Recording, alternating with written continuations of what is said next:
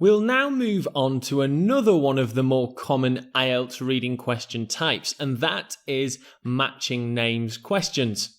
Let's take a look at the basic information for this question type. So, as the name suggests, in this question type, you will have to match the name of an academic person against a statement or some information. Now, by saying academic, it is usually a university lecturer or a researcher of some kind.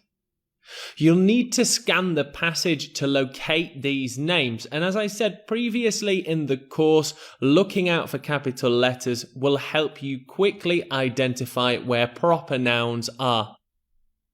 Some of the names of the academic researchers will appear more in the passage than others.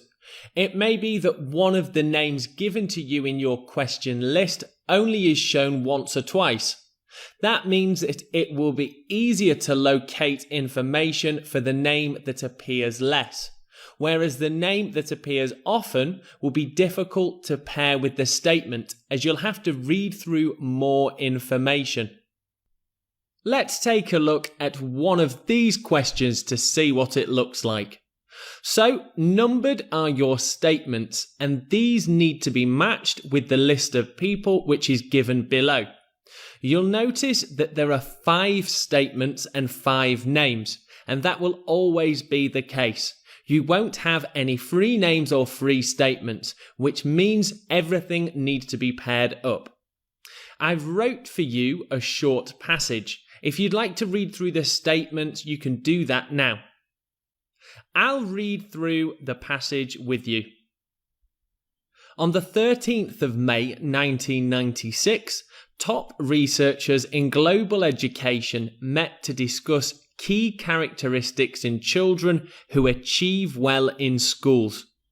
Elshout, a famous researcher from Norway, suggested that help given from a close family network was a major factor in gifted children's progress. So before we go on to match the name with the statement, it's worth saying that the passage here is obviously a lot shorter than what you will see in your IELTS reading test. So going back to the short example passage I've written for you, we can see the name Elshout, a famous researcher from Norway. He suggests that help given from a family network helps children progress. So, have a look at the statements and the names and try and match the number with the letter. I'll give you some time to do that now.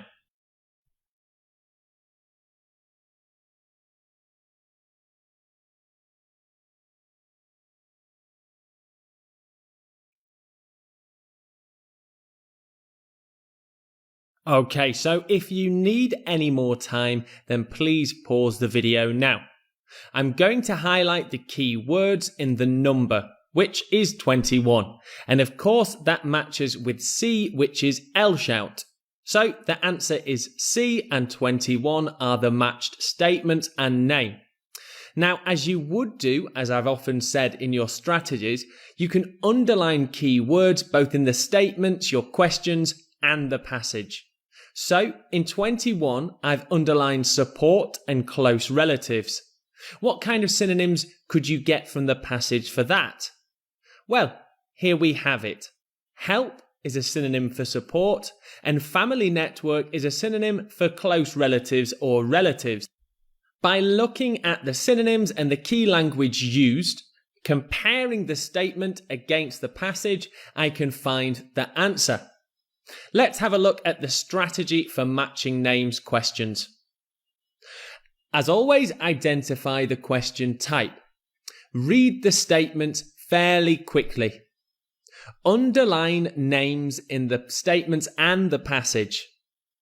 Once you've done that, read quickly around the name to understand key information. And whilst you're doing that, have synonyms in your head. Return to the statements and check if the information matches the passages. Once you've done that, return back to the statements and the passage and eliminate from the easiest to the hardest. So that brings us to the end of this question strategy lesson. As I said plenty of times in the course, if you want more of this lesson type, then please do comment in the Q&A section. See you.